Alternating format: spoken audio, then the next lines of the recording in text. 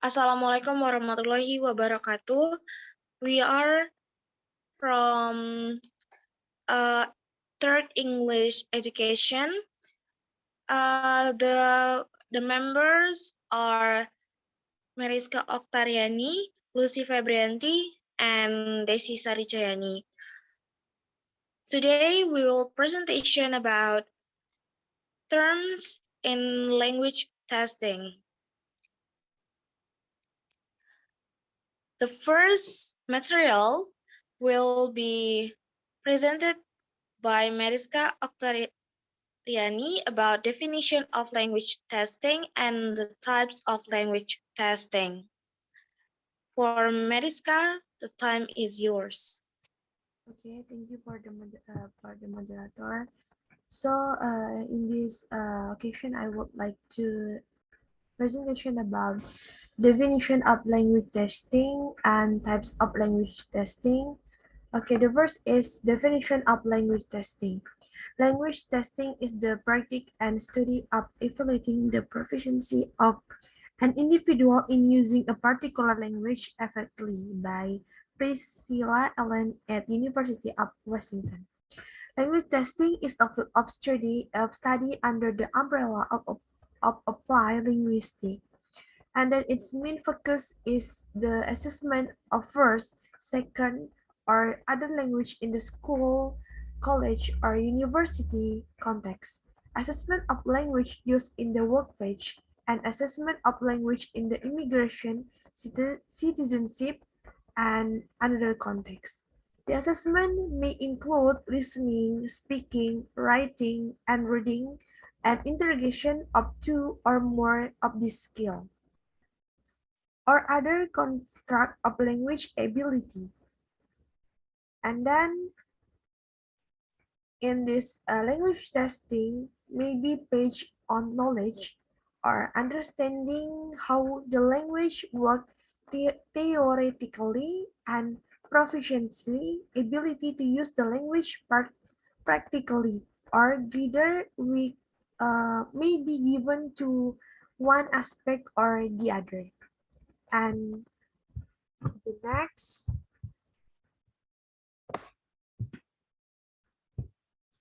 Okay, the next is types of language testing. In these types, we'll present in the seven the material. The first is achievement test, proficiency test, diagnostic test, progress test, testing validity, and testing reliability, and the last is backwash effects. Okay, the first is achievement test. In contrast to proficiency tests, achievement tests are directly related to language course. Their purpose being to establish how successful individual student, group of students, or the course themselves have been achieving the object. And in this achievement test, have two kinds of achievement tests. The first is final achievement test. Final achievement tests are those administered at the end of a course of study. They may be written and administered by ministries of education, official examining boards, and then or by member of the teaching institution. In the view of some testers, the content of a final achievement test should be based directly on a detailed course syllabus or in the books and other material used. And the next is progress achievement test. Progress achievement tests measure the student improvement in relation to the syllabus. These tests only contain items which the student have been taught in the class. There are two types of progress tests. The first is short terms and the next is long terms. Short-term program tests check how well students have understood or learned material covered in specific units or chapter. And long-term progress are also called course tests because they check the learner's progress over the entire course. Okay, the next is proficiency test. A proficiency test measures a learner level of language. It can be compared with an achievement test, which evaluated a learner understanding of specific material, a, a diagnostic test, and which identify area to work on, and a prognostic test, which tries to predict a learner's ability to complete a course or take an exam. Example twofold are example of proficiency tests. In the classroom, proficiency tests often have a significant backwash effect on the classroom, as learner focus narrows to preparing the test item. One way to make practice for exam more meaningful is by asking learner to prepare their own practice question for the group. Okay, I think that's all from me. Back to the moderator. Thank you.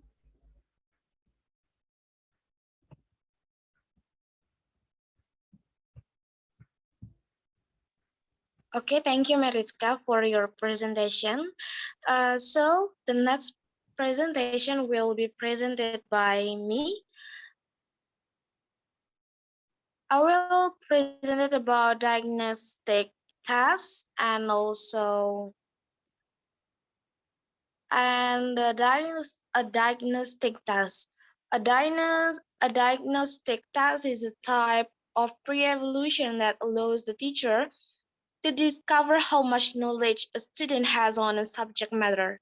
In other words, it is used to um, gauge of the level of a student's knowledge and to discover any learning gaps they might have. They happen at the beginning of a learning experience that is a unit, lesson, quarter, or period of time. Why should teacher bother about diagnostic assessments? The main purpose of diagnostic assessment is to collect enough data about what students already know about a topic. The teacher uses this data to create a realistic roadmap that addresses any gaps of knowledge.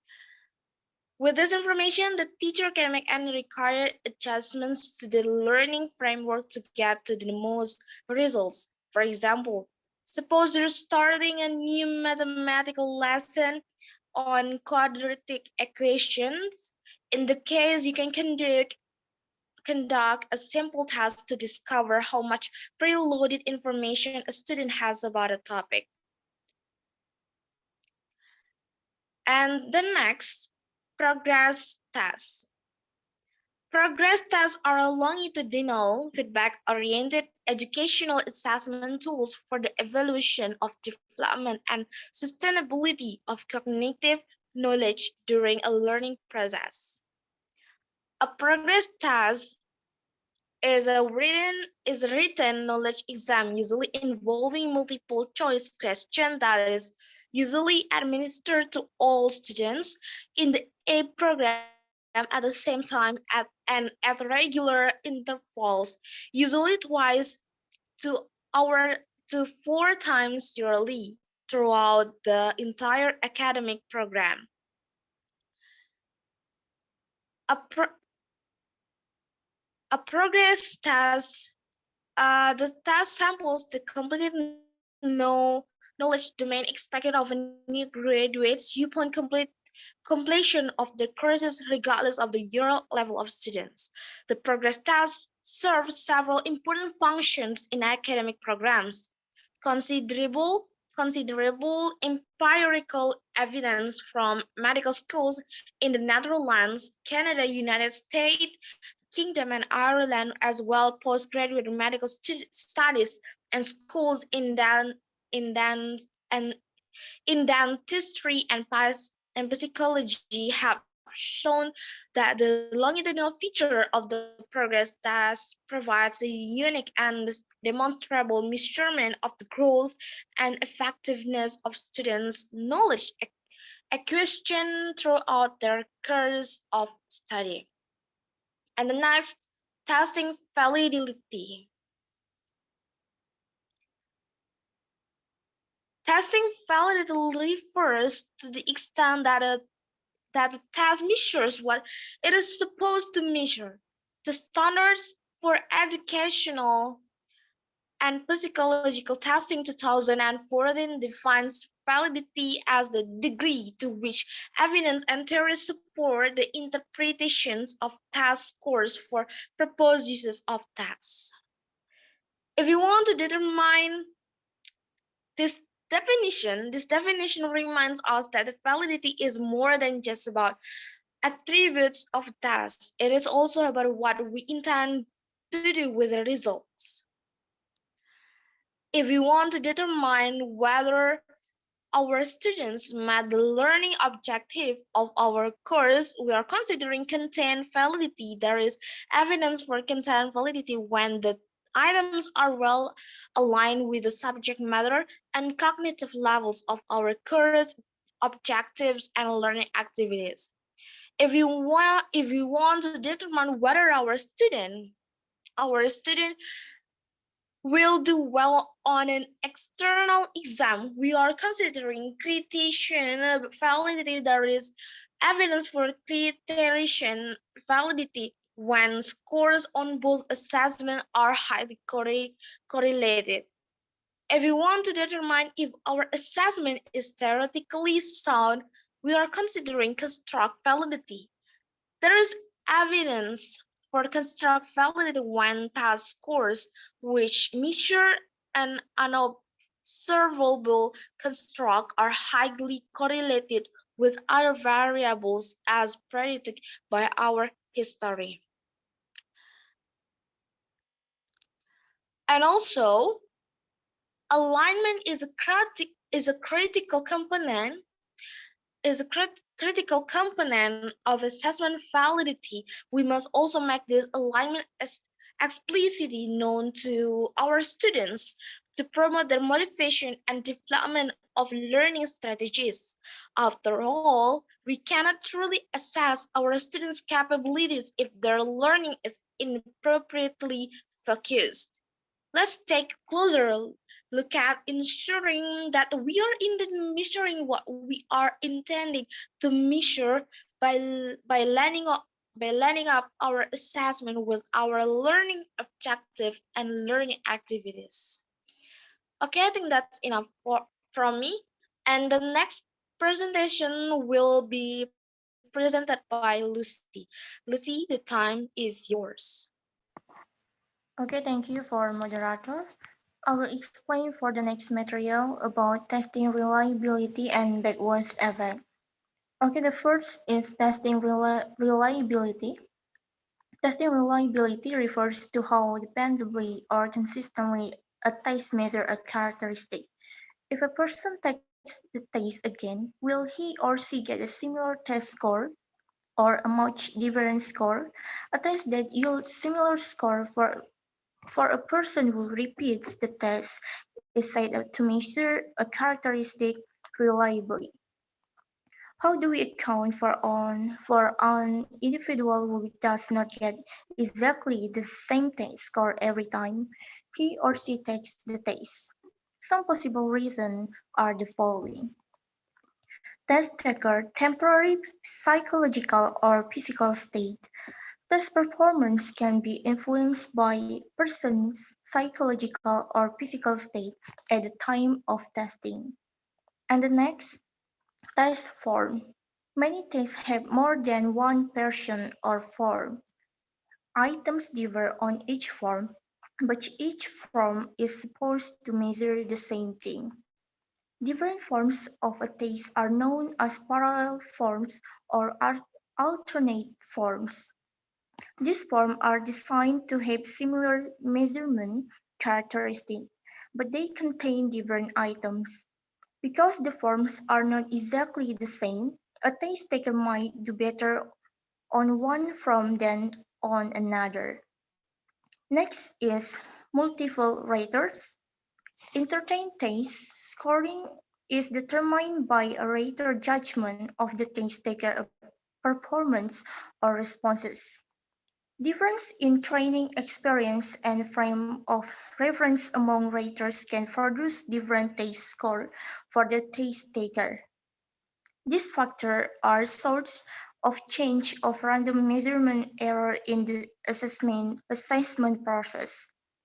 If there were not random errors of measurement, the individual would get the same test score, the individual's true score each time.